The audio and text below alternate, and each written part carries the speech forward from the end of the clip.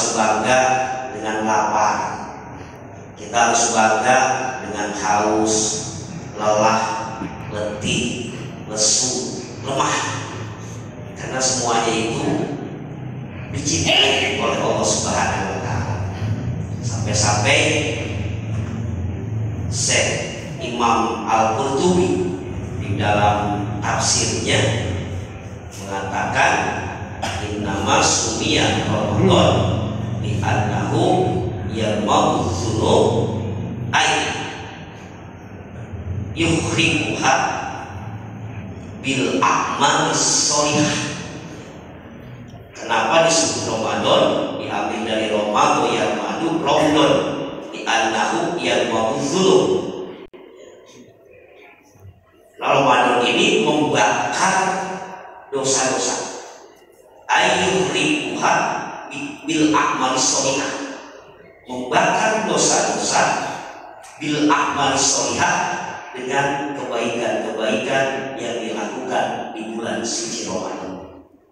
Maka harapan kita semoga ibadah yang kita lakukan di bulan suci Ramadan ini, Quran yang kita baca, sedekah yang kita keluarkan, infakkan, dan berbagai macam kebaikan-kebaikan yang kita lakukan diterima, dikabul oleh Allah Subhanahu wa Ta'ala. Hadirin wal hadirah rahimakumullah. Dari hari pertama sampai hari ke-6, malam ke-6, mungkin kita dengar tausiah-tausiah menjelaskan tentang keutamaan, keindahan bulan suci Ramadan. Namun pada malam hari ini saya akan menyampaikan dengan tema golongan orang-orang yang rugi di bulan suci Ramadan. Ada berapa golongan orang-orang yang rugi di bulan suci Ramadan ini? Ada dua, tidak banyak-banyak. Berdasarkan hadis riwayat Abu Hurairah yang dikeluarkan oleh Imam At-Tirmidzi, bahwasanya Nabi Muhammad SAW bersabda, "Rogima anku rojulin dakhala alaihi Ramadan thumma insaraha walam yufarlah." Rogima anku rojulin, ini kalau orang Betawi mengatakan rogima anku rojulin ini sial. Jadi sial, celaka. Karena artinya hidung yang jatuh ke tanah. Hidung ini jatuh ke tanah. Itu bahasa orang Arab seperti itu. Jadi ada makna sangat luar biasa. Jadi celaka atau sial merupakan kesialan, kerugian bagi orang yang masuk bulan Ramadan dan dia dikasih umur mengalami bulan suci Ramadan, tapi begitu Ramadan berakhir, orang tersebut tidak mendapat ampunan dari Allah Subhanahu wa Ta'ala. Maka dari hadis ini bisa kita simpulkan bahwasanya ada beberapa orang yang rugi di bulan suci Ramadan ini. Di antaranya, sebelum poin yang pertama, kita harus ingat dulu bahwa ayat suci Al-Quran yang menjelaskan perintah puasa, surah Al-Baqarah ayat 183. Kapan itu turunnya? Dan berapa kali Rasulullah SAW membersamai sahabat puasa di bulan suci Ramadan? Berapa kali coba Pak? Rasul ini bareng-bareng puasa apa para sahabat? Berapa kali Ramadan kira-kira? Berapa Pak? Rasulullah bersama-sama atau membersamai para sahabat puasa di bulan suci Ramadan berapa kali Ramadan? Berapa? Hah? 8, 9, 10. Kita cek. Rasulullah dilantik menjadi nabi dan rasul di usia berapa? 40. Kemudian Rasulullah dakwah di kota Mekah selama berapa tahun? 13 tahun. Setelah 13 tahun di Mekah, Rasulullah ini diperintahkan untuk hijrah ke Madinah. Berarti ketika beliau hijrah ke Madinah dari Mekah, umurnya berapa? 40 ditambah 13, 53. Setelah 2 tahun di Madinah, baru turun ayat, ya ayyuhalladzina amanu kutiba alaikumusiyam kama kutiba alal ladzina min qablikum la'allakum tattaqun. Ayat perintah puasa turun.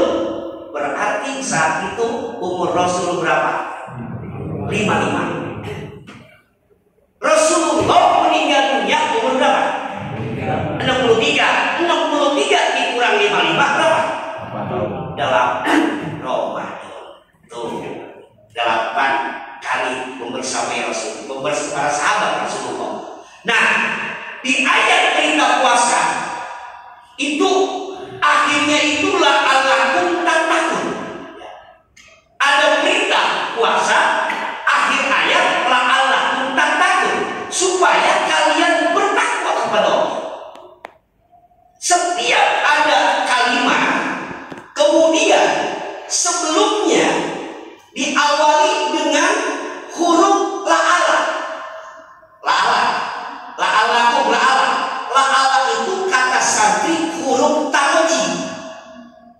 Setelahnya takwa. Kalau ada kalimat yang diawali dengan huruf taroji la'alakum, maka ini ada sebuah tujuan yang sangat luar biasa yang harus kita raih. Suatu hajat yang harus kita raih, suatu cita-cita yang besar yang harus kita raih. Dan untuk meraih cita-cita hajat kebahagiaan yang besar itu tidak bisa kita raih kecuali dengan kita sungguh-sungguh melaksanakannya penuh keseriusan, gairah kita melaksanakan ibadah di bulan suci Ramadan. Baru tuh nanti kalau yang serius sungguh-sungguh melaksanakan kebaikan di bulan suci Ramadan, baru tuh nanti dia akan mendapatkan laku tattaqun. Sebuah pesan dari Allah Subhanahu wa taala. Maka karena ada satu keseriusan, berarti di situ juga ada golongan orang-orang yang rugi di bulan suci Ramadan. Tadi hadisnya sudah. Yang pertama, orang yang rugi di bulan suci Ramadan adalah orang-orang yang melaksanakan ibadah puasa, kebaikan-kebaikan pada bulan suci Ramadan, baik puasanya, baik qiyamul lailnya, dan sebagainya kebaikan dikerjakannya tidak didasari, tidak dilandasi dengan keimanan. Begitu. Atau orang itu beribadah bukan karena Allah. Maka semodel ini dapat dipastikan orang itu tidak akan mendapatkan ganjaran dari Allah Subhanahu wa taala. Rugi. Dalam hadis sahih yang sama-sama kita kenal, itu ada sebuah hadis Rasul bersabda, dan kita sudah kenal dan hafal, man shoma Ramadhana imanan wa ihtisaban ghufira lahu ma taqaddama min dhanbi. Dalam riwayat lain juga ada man qoma Ramadhana imanan wa ihtisaban ghufira lahu ma taqaddama min dhanbi. Siapa saja yang puasa di siang hari, qiyamul lail itu salat malam, dari salat isya, salat tarawih, witir terus ya, itu sampai waktu subuh, itu namanya qiyamul lail. Ada syarat mutlak, ada syarat yang ditentukan oleh Allah Subhanahu wa taala melalui lisan Rasulullah Alaihi Wasallam, kalau orang itu ingin mendapat ampunan dari Allah, apa syaratnya? Imanan wahtisaban, landasan yang membuat ia melakukan amalan itu karena keimanannya kepada Allah Subhanahu wa Ta'ala. Wahtisaban, dan orang itu melakukan amalan-amalan di bulan suci Ramadan mengharapkan ganjaran hanya dari Allah Subhanahu wa Ta'ala. Ini menjadi syarat mutlak kalau ingin mendapat gufiro lahu ma taqaddama min zambi. Jadi begini Pak, kalau orang beribadah, baik puasanya, baik qiyamul lailnya, kenapa di hadis ini disebut puasa dan qiyamul lail? Karena di bulan suci Ramadan itu cenderungnya dominan kepada siangnya puasa, malamnya qiyamul lail. Padahal maknanya setiap kebaikan-kebaikan, bukan puasa saja, bukan qiyamul lail saja, kebaikan-kebaikan yang lainnya juga. Kalau ingin mendapatkan pahala harus dilandasi keimanan dan hanya menginginkan mendapat pahala ganjaran dari Allah Subhanahu wa Ta'ala. Ini syarat mutlak Pak. Ini syarat mutlak.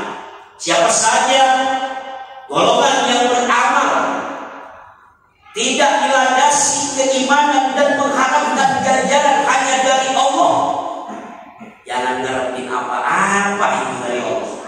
Itu orang rugi Pak. Jadi syarat ingin mendapatkan kemuliaan, syarat ingin mendapatkan pahala, syarat ingin mendapatkan ganjaran dari Allah harus dilandasi dengan keikhlasan. Keikhlasan.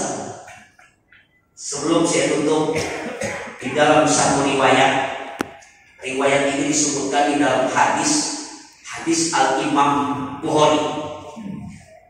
Jadi gini Pak, kalau ada orang kagak ikhlas ibadahnya, puasanya kagak ikhlas, amalan-amalan yang dilakukan kagak ikhlas, bukan hanya nggak dapat pahala, konsekuensinya ia akan mendapatkan azab Allah, ia akan mendapatkan murka Allah, bahkan ia akan mendapatkan mati su'ul khotimah. Di dalam hadis itu diceritakan ada seseorang yang bernama Gusman, bukan Gusman ya, Gusman. Gusman ini ikut perang Uhud. Gusman ini terlihat sangat gagah berani.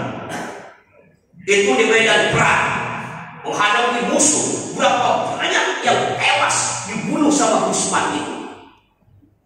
Sampai-sampai sahabat ini memuji-muji Gusman tersebut. Orang yang paling baik saat ini adalah Gusman. Begitu beraninya, gagah beraninya di medan perang. Berapa banyak orang kafir yang ditebas leher. Ini orang baik nih, kata para sahabat. Gak ada yang baik selain Gusman. Ini orang ini sudah menjadi calon ahli surga. Nah Pak, berita itu kedengaran Rasul. Ketika Rasulullah mendengar berita tersebut, Rasul mengatakan begini Pak, innahu min ahlin nar. Gusman itu ahli neraka. Bingung sahabat, ini kan terbukti Gusman itu maju ke medan perang, dibunuh kafir-kafir dalam perang Uhud.